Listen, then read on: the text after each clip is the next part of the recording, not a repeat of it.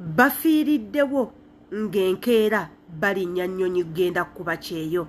Bannayuganda abaana abawala babiri bafudde oluvannyuma nga baakamala okufuna visa ng'enkeera bagenda kulinnya bajje bakube ekyeyo. Bino nno bibadde mu ggwanga lyaffe erya Uganda. Naye oba kino kye bayita ekisiraani mu bisiraani. Kyova olaba abantu batugamba bw'obanga ogenda kulinnya nnyonyi kiba kirungi n'otayogera n'otaselebratinga nga tonnaba kutuukayo. Abantu abasinga bakola mistake. Okimanyi nti ogenda lugendo. Olugendo olwo lulimu essanyu kye bayita okulinnya ennyonyi. Buli omu gye yeegomba, buli omu gy'akolerera okulaba nti agirinnyako. Bangi nnyo bagikolera n'eddagala. Oli n'abeerawo n'akola eddagala ng'agamba mu bulamu buno eddagala lino ndikola nsobole okulinnyako ku nnyonyi. Kyokka ggwe ofunye chance eyo ate ogenda okwata ekizindaalo olangirira ngenda kulinnya nnyonyi, maze okufuna visa, maze okukola bino, maze okukola biri ne weerabira. Abatakwagaliza bangi, abatayagala olinnye ennyonyi eyo bangi, abagenda obbaako bye bakola oleme kugirinnya nabo bangi. Wano we tubasabira mwegenderezenga nnyo. Inga ogenda kulinnya ennyonyi tokuba kizindaalo, linnya bulinnya ogende tandiko celebratinga ng'omaze okutuukayo. Kati nno kitalo nnyo eky'Abaganda baffe bano ababiri, mwenna abasinga amawulire gano ndowooza mwagalabye. Bannayuganda ababiri munnange abaafudde Ogaasi yabwatukidde mu nnyumba, omu yafiiriddewo ku sipooti, omulala munnange nga yabadde mu ddwaliro ng'apooca. Wabula essaawa zino eno naye bamubise nti nno mugenzi. Tugenda kwogera ku bino eno, wabula nga yenze Sheila Adita nkusaba subscribinga ku YouTube channel yaffe eno ng'oli nkuba Kyeyo nawe ayagala okujja subscribinga wano we wantuufu kwatako kade nga buli video yonna gye nteekayo ebere kutuuka ku ggwe omwagalwa oleme kusubwa kintu kyonna. Kaakati nno katugendeko mu bifaananyi bya bano abaana ababiri abagudde kabenje k'omuliro nga bamaze okufuna visa okugenda ebweru. Ate era tukomewo tubeeko ebirala bye twogerako.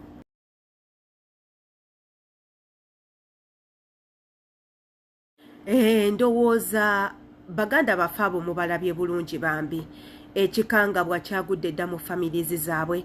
Kigambibwa nti nno baneeno bwe bamaze okufuna visa oluvannyuma lw'omu ku bo ng'abeera wala n'asalawo asenge ewa mukwano gwe basobole okuva ku kifo ekiri okumpi ekinaasoboza obbatuusa ku airport mu budde. Munnange baabadde bafumba gaasi kwe kubwatuka n'abeera nga abookera mu nnyumba. Ate era kankozese chance eno yadde nga tuli mu nnaku famire y'abagenzi baneeno basobole okuguma bambi. It's a very great loss gye bali, loss nene nnyo, very big loss. Tusaba Mukama bagumye emitima. Wabula ng'ate ndabula Baganda bange bonna mwabakyali mu biyumba tubagamba nnyo ne tubalabula ne tubagamba gaasi oyo wabulabe, gaasi wabulabe nnyo. Yadde nga toli Uganda ng'oli eno, gaasi kintu kya bulabe nnyo. Ne tubasaba mu mwegendereze nnyo nga mumukozesa. Bw'oba omaze okukozesa gaasi ono tukusaba ojjukire okuba nga omuggyako tomulekaako. Gy'onooko mumulekako n'ababirira asobola okubwatuka. Ate era ne tubagamba mwegenderezenga nnyo okukwata mu bokisi za gaasi eno gye bamuzigika wansi. Gy'onoomuteekako damage gaasi oyo ajja kubwatuka. Era ne tubagamba gaasi, enkoba za gaasi temuziyiwangamu amazzi, mujja kuba muleese obuzibu. Munnange gaasi kintu kya bulabe nnyo mukyewale. Tubagamba nnyo mwegendereze nnyo ebintu by'amasannyalaze naddala ebiri eno. Nze Adita sikwata mu muliro kwewala bintu nga bino. Wabula ng'ate ekyo nga tukifuddeko tugendagendako mu katambi ka muganda waffe ke yakoze ng'agamba singa yamanya nti nno okukuba ekyeyo bwekiti bwe kibeera, ensi z'eno bweziti bwe ziri, amaziga mangi nnyo okubonaabona n'okuttibwa, embeera embi eri eno teyandiwaganyazizza kubeera ng'ajja. Twandibadde tumulabulirayo n'atalema kujja kubanga byasiŋŋaanye eno ate era byanjawulo nnyo ku ebyo bulijjo bye babagamba oba ku ebyo bulijjo by'amanyi. Katugambe nti nno kino kye bayita okusooka okwekoona n'ojjukira okubuuka, kino bakiyita batya? Oba kusooka kugwa mu kinnya n'olyoka ojjukira nti wano nabadde nnina okubuukawo. Njagala ffenna Bankuba Kyeyo atuwulirize akatambi k'ono omuwala, mubeereko bye mumugamba okumugumya, ate era nammwe muteekeyo obuvunaanyizibwa okubanga musomesa bannammwe abalala abagala okujja eno, mubasomese nga mweyambisa comment section. Katugendeko mu katambi ka muganda waffe ono tukawulirize tulabe kiki kye tuyinza okumukolera. Katugendeko mu katambi ate era tukomewo. Nze baana makamba bulire singa nafuna omuntu nambriefingako nangamba kino bakiti kyekiri ku ddungu sandireze kajanja baanammwe lwaki mutukweka baanammwe lwaki mutukweka ebintu ebibeera eno nojjanga ogamba nti ngono ye yaguma nange njaguma naye baanammwe musikirikira mingi. Mikwano muntambulize vidiyo eno etuuke ku oyo omukyala yenna alina ekirooto ekyagala okujja okukolelako eno e Saudi Arabia. Mukwano ng'ate nga Katonda yakuwa omusajja nga ali self-contained mukazi gwe. Vidiyo eno nkoledde gwe, Katonda gwe yawa omusajja ategeera ng'asobola okuwa ekyemisana n'akuwa ekyeggulo. N'aweerera abaana be school fees. Bwe mulwala n'abatwala mu ddwaliro. Yakuzimbira amaka. Mukazi gwe topekera kuva mu maka ago mbuno jeno Saudi Arabia ogenda akola sente bakugambye nnyingi. Mukwano tuli ku kyokya ene yagala balumira mwoyo abazirwanako abalina ennaku yonna nga yakusensera mu mutima muno okuva ku kaviiri akawaggulu paka kagera akawansi n'olyoka okola naye nga toyina nnaku. Mukwano tupekera ku jeno gwe mukazi gwe alina omusajja nga akulabira tuula wansi ofumbire musajjawo n'abaana bo. Tuuza wansi buwala nze nkuba. Edduweeno ndisomerako ba hustlers Bankuba Kyeyo. Buli ayave Uganda ng'agenze mu nsi z'Abawarabu b'Abazungu ng'agenda kunoonya ssente minisa. Ba hustlers bonna naddala ba house managers kano kankogereko mu Luzungu. House managers mwetegedde ngamba bakadaama n'abasajja mwe n'abagenda okunoonya ssente mu nsi etali yammwe. Mwarikawo Uganda ne mugenda mu nsi mubeere nga munoonya ssente. Nsaba Allah azibawe. Katuminisa gamba amin. Rabbana taqabbal minna innaka anta as-sami'ul alim wa tub alaina ya maulana innaka anta at-tawwabur rahim. Ya Allah kiriza dua yaffe, ya Allah kiriza dua yaffe. Ay Allah subhanahu wa ta'ala tukwebaza ffe Bankuba Kyeyo twatuuka bulungi ogenda okunoonya ssente era mufe abamu tukyali balamu. Allah okyatugabirira, Allah otuwa ekyokulya n'ekyokunywa. Allah tulina n'omukka gwe tussa. Allah ay Allah yakumye n'ebiyungo byaffe ne Allah tulina okusomozebwa ngaffe bakadaama, ngaffe ba house managers, ngaffe Bankuba Kyeyo. Allah tukusaba otereza obulamu bwaffe eno gye tuli ya Allah. Ay Allah tukulembere, Allah tuwambatire, Allah tutaase, Allah tusumulule, Allah tugaggawaze, Allah tusitule amadaala, Allah buli Nkuba Kyeyo yenna ba house managers bakadaama mwenna ataina poloti Allah ajikuwe, ataina nyumba Allah ajikuwe, ataina mulimo Allah agukuwe, ataina sente Allah azikuwe, ataina mwami Allah amukuwe, ataina mukyala Allah amukuwe. Allah subhanahu wa ta'ala ali mu buzibu yenna hasola ali mu buzibu wonna Allah abukujjemu. Allah subhanahu wa ta'ala atereeza obulamu bwammwe. Ya Allah, ya Allah, ya Allah tugabire ffe Bankuba Kyeyo ba hustlers, tugabirire Allah rizqan halalan, rizqa ya halal طيبا النونجي مبارك يا الله تيرمو مكسا الله. أي الله تاسا بحصل عزب النجبالي. الله سبحانه وتعالى بتاسي ندودي بتاسو ببنجي بتاسي الدوغو بتاسو بوافو بكومي لفاميلة زابو زباريكا.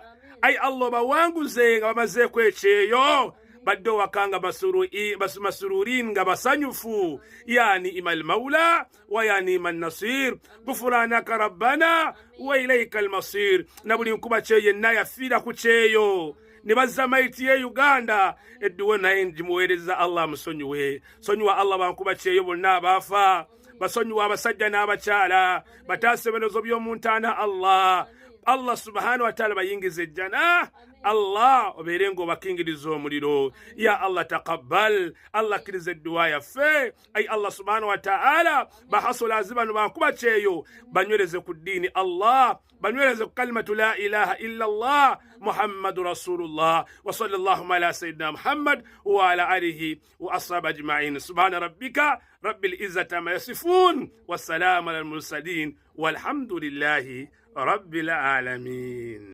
Oyo nno ye muganda waffe mu maziga amangi ennyo era ng'atugamba bannange mugumira ebintu bingi abali eno mugumidde ebintu bingi ye awulira takyasobola kugumiikiriza awulira amaanyi gamuweddemu beyangiringa asuubira si we biri ebintu bikyuka ku sipiidi ya waggulu nnyo Mukaba taata naye nze mu mutima ngamba bano be bamu ku baana abapya abakatandika okuba ebyeyo kubanga tewali akoze mwaka gumu mwaka ebiri myaka esatu akyasobola kukaabagano maziga abakaabagano amaziga be bano abapya abakajja ate abakyalinamu ekyejo kiri abakaaba amangu ng'alaba bwe bamukozesa ennyo emirimu akaaba akoowa nnyo akeera ssawa 11 ye bakasaawa 9 ogw'ekiro tawummulamu tebamukkiriza kunyumya n'abantu tebamukkiriza kubeera ku ssimu tebamukkiriza kumulaba nga awummuddemu tebamukkiriza kumulaba nga alya tebamukkiriza kumulaba nga yeebakiramu budde n'ebintu ebirala beebo naye ng'ate baganda bange saagala mutunenye era mutunenyeza bwerere lwa nsonga bino ebintu tubyogerako sinze nzekka abyogerako a lot of people have been speaking about this way back era nga tubalabula nga tubagamba whatever you see posted on social media take it as a note record it watch it kubanga kigenda kuzibula obwongo batya bwobadde olaba ebintu ogenda kuzibuka obwongo batya bwobadde osuubira ebintu eno okubeera nti bu video buno we tuba tubutaddeyo tuyambako mmwe that are interested to come and work. We are giving you a clip of what you're going to meet, what you're going to see, how the condition is n'ebintu ebirala naye mu obutambi buno temubwagala ate era ekisinga okunuma what pains me the most is the more we tell you banage this and this is happening when you people you stay back home you start laughing to us you start giving us names you start saying inti tetubagaliza era mwe abantu be bamu abagamba if mulowooza nti eyo wabi why did you go there era mwe bantu be bamu abatubuuza bwe muba mugamba nti eyo wabi lwaki mmwe gye muli why don't you come back tubalaba you've stayed there for years for months for decades you don't come back and you still telling people nti banange those areas are dangerous and bad to go there kyokka mmwe mukyaliyo naye ne mutamanya nti twandiba nti ffe twagwa mu mistake ejjeeno naye bye tulabye tubirabye ne tusalawo to be publishing so that other people bagamba this and this is happening era nga tuwagala in that case by the time you decide to come when you know what you're going to see what you're going to meet your expectations zigenda kuvaawo either way good expectations or bad expectations so ogende okujja nga you have a crew eno gyogenda okujja wali batya starting from the beliefs, starting from culture, starting from norms, starting from food and weather. Ebintu ebyo byonna tubyogerako temwagala kuwuliza now be bantu nga banene boolaba abakaaba era ne tubegalira ne tubagamba we are living a 23rd century whereby technology is very high. Use your phones, use laptops, computers and Google ku bifo ebyo gye mwagala okugenda mugambe bannanga I want to go to this area how do those people behave balya mmere ki bambala ki bakiririza mu biki bw'okola bwoti na bwoti ki ekiyinza okuvaamu crime rate eri etya ebintu ebyo byonna musobola obimanya ogenda okujja nga munnanga omanyi si byakulinnya bulinyi ne mutandika katonda yabadde mwene ensonga by the time you reach here and by the time you reach here n'ogenda n'okirowooza nti katonda abadde mwene ensonga naye nga tewamusabidde kuziyiza biki ebiri mu nsonga eyo ng'obudde it's too late. Yenze Shila Adita kamanye endowooza yo ku butambi nga buno nga weeyambisa comment section. We are going to be there to pass through all your comment sections tulabe what you've decided. As a teacher or as a counselor on this channel, we expect you to give us pregnant and dormant questions, pregnant and important questions they're going to be useful to other people that are watching this video. Thank you so much. Yenze Shila Adita, see you next time.